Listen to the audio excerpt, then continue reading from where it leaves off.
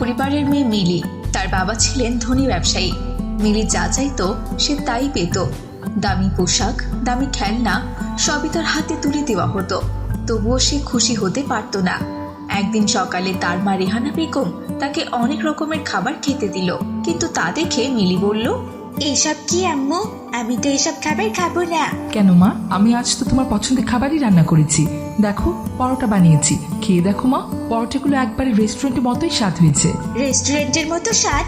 রেস্টুরেন্টের খাবারের সঙ্গে এই খাবারের তুলনা করা মানেই তো হাস্যকর আম্মু।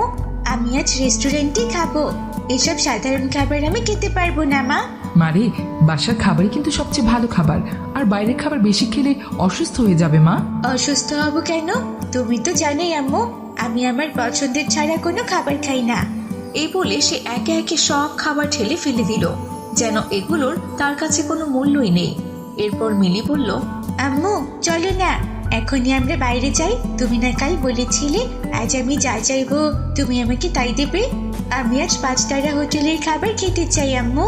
এখন তো তোমার স্কুলের সময় হয়ে গিয়েছে মা। এখন বাড়ি থেকে খেয়ে যাও, রাতে আমরা রেস্টুরেন্টে খেতে যাব। ঠিক আছে মা? থাক, তোমার আর কোথাও যেতে হবে না। তুমি আমাকে নিয়ে যাবে না তা আমি বুঝে গেছি। এই আমি চললাম। এই বলে মিলি বাড়ি থেকে বেরিয়ে স্কুলের পথে রওনা দিল। পথে হঠাৎ তার বান্ধবী লামিয়ার সাথে তার দেখা হলো। আই মিলি, তুমি আজ এত গম্ভীর হয়ে আছো কেন? কিছু হয়েছে তোমার?